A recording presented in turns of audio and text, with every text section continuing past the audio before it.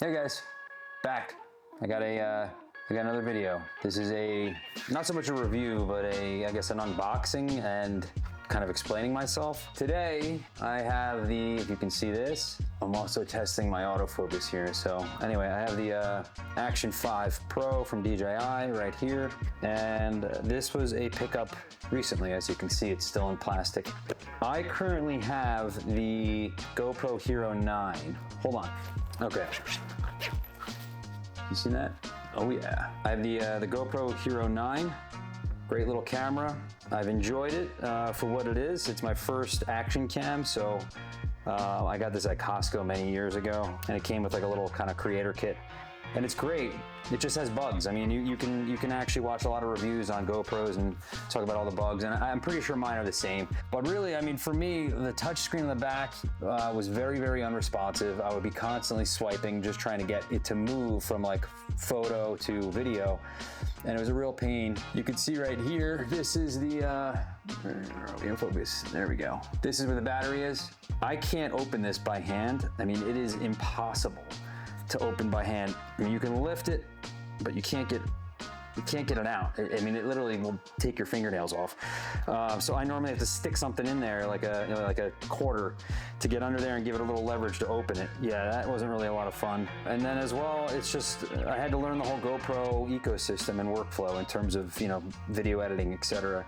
Not a big deal, but still. So I've had this for a couple years, and honestly, I didn't really use it as much as I would have hoped to use it. And I think it was really just the learning curve and kind of the little annoyances. And I never really wanted to use it as anything that would be more than like snowboarding. Or I've done a couple time lapses on this as well, and it works great for what it is. But I'm trying to simplify my life, so I don't want to have a lot of ecosystems. I mean, between this camera and this camera right here, I have my two Sonys, so I've been learning the Sony ecosystem, which has been a bit of a learning curve. And then I have the DJI Osmo Pocket 3, which is a very easy learning curve and workflow and ecosystem.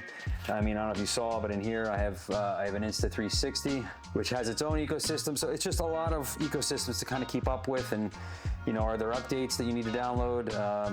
Do you have access to the apps, etc.? All of them have been, I guess, as user-friendly as you can get, but DJI by far has had the easiest system that I have found, and I enjoy using it. I enjoy using the Osmo Pocket 3. It's very easy, it's intuitive. And I was watching a lot of reviews on the Action 4 and the Action 5, and the user interface is exactly the same as the Pocket 3. So minus a few things, but it's the exact same thing. So I'm like, you know what? I think I can pick this up, maybe sell this. I don't really know. Maybe I'll have it as like a background.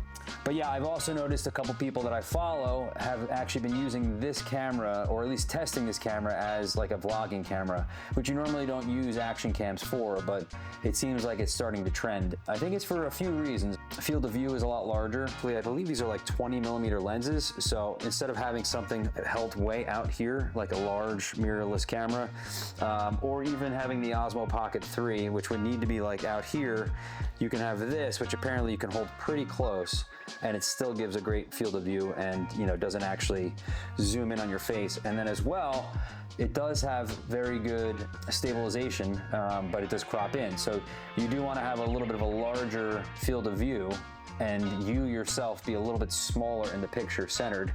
Like instead of me being up here, you would want me to be kind of more like this. And then as I'm walking and things are getting a little shaky, when I go and stabilize it and it crops in, I'm not really losing a lot of the scene. So I saw that. This is also 10-bit color. It is 4K, whereas I know the GoPro is a 5.2, 5.3K. I don't think it's a big deal. I've watched a lot of reviews, and it seems as though this camera over the new Hero 13 still has better overall color profiles, better low lights, better dynamic range. Even though it technically doesn't, it seems or comes across or appears that it does, with side-by-side comparisons between this and the 13. So I was looking to try to get something that would have a little bit more dynamic range to it than this. This is aging a little bit. Still a great camera, so this is good for like backgrounds, but I do want to test vlogging a little bit. I would like to try that, even just walking around kind of getting used to talking to the camera a little bit more. And I've done it a little bit with the Osmo Pocket 3, but for the same reason, you know, based off the size of the sensor and the millimeter that the lens is equivalent to, you are filling the frame, so you need to hold it out pretty far. And I think this seems to be doing a better job. So anyway, why don't we open this up? Probably should have done this while I was talking to you, but it's okay. And then I don't know if you can see, but I also got the small rig cage for this. I did a little bit of research, and I don't think this one comes with the cage. I think you need to get like the creator kit, and I debated doing that. Maybe there is one. Hold on. Oh, that's the camera. Why is the camera not in the box, but everything else is? There we go. Yeah. Ooh.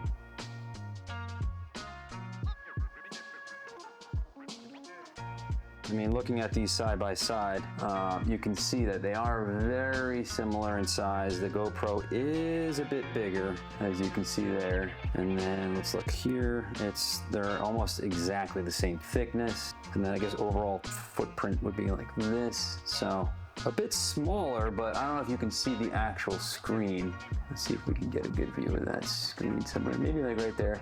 You can kind of see the screen, but if you look at the size of that versus the screen, this is a much smaller screen as well. So the benefit of mine, I guess the Hero 9, the benefit of the Hero 9 is that it can record in 5.3K, whereas the Action 5 can only record in 4K. But from what I've seen in terms of comparison videos, this actually has what appears to be a sharper picture. It's got a little bit more dynamic range to it, a little bit of better color, a little bit better of low light than the new 13, and this is a 9. It just seemed like it was a good idea to upgrade. Looking at these two, this OLED screen is actually touch, so you can control everything on it from the front, whereas this one is not. It's just a screen, a little bit of a pain.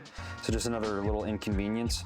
I also do like the mount better, which is the magnetic but also the clip mount versus, you know, the normal GoPro mounts. And then as mentioned before, the screen size is significantly bigger, and I haven't seen any issues at all with regards to touch sensitivity. And like I said, I have the Osmo Pocket 3, and the screen touch sensitivity is great on it. It's very responsive, etc. But I've had a lot of issues in terms of just trying to swipe on the Hero 9. So it's a bit frustrating for what it is, and it takes away from its you know, you wanting to use it. And I'm just kind of done with it. So that's that. Let's see what we got in here. So there is a cage. Interesting. I bought this cage. I don't know if I'm gonna keep it. A lot of people swear by this over this, but I've saw a few recent videos that say like this is pretty good for like what it is. But I mean, this one is free. So let's move that aside for now. So yeah, so with this cage, you have to basically pop it open. Yeah, so you can kind of expand it a bit. So like if we were putting this in, yeah, if we're putting this in, this goes like so. Just like that. One of the main complaints that I heard about this, besides being plastic versus metal, is access to the battery. And that's a valid complaint. I think when you need to swap out a battery pretty quickly, excess fumbling around is a bit of a pain. But I mean, I don't really, like I've said in other videos, I don't really see a scenario where I'm in such a dire rush that I can't just unclip this. Oh, you just pop it straight out, okay. And then access the battery, which would be, yeah, see, so this already seems way better. This seems way easier to just access this to get to the battery. I literally cannot open this door on this one. I can't open it with my own hands. I have to, like it opens, and you can see it, it's trying to open, but it won't. I mean, I actually need to get a tool to get in there and really physically pull it out. So anyway, done with that. Now, there is a complaint about this cage and not having access to the battery, but to start, I didn't get the creator kit. Let me move this knife. I didn't get the creator combo, whatever they call it, where it comes with the little charger that you can put 3 batteries in. Yes, that sounds great. It sounds like an easy thing. You can plug that in USB-C, have it somewhere, take the batteries, plug them in, leave it alone, they're charging one by one. I have that exact setup for my DJI drone. It's very rare that I need to be doing that, and that's for a drone where the batteries are huge, they take a long time, so you want to overlap them. And it seems like that's a bigger or more needed scenario for that, where you have these large, huge batteries. They're like, you know, they're like this, and there's 3 of them, and you need to charge them one by one, and it's smart enough to know to charge the most charged one first, so it gets you to full charge, at least on one battery to get you going, and then jumps to the next highest charge and tiers down. Smart, cool, great idea. But besides that and the extra batteries, it came with like a selfie stick. But the selfie stick doesn't have a quarter thread on it. It's not a universal stick. You can't use it for other things, like this one here. Can you see that? This Insta360 has a quarter thread on it right there, which is great because I don't want to have multiple sticks. I don't want to be carrying sticks around. I just want one. I want one of everything, and I want it to work well and be able to adapt it. And I already have this, so I don't need another stick. So instead of getting that stick, I said to myself, why don't I get some sort of an adapter that is quarter thread, and then becomes this mount for this camera. I'll grab one of those on Amazon. It seems like a smart move. Anyway, the chargeability of the battery on the Action 5 versus the GoPro Hero 9, it's something like 2 or 3 times faster. I think I watched a video recently where this was charging at like 10 amps. Is it amps? It charges at 10, whereas the Action 5 was actually charging at like 27. So it's almost 3 times faster in terms of its chargeability.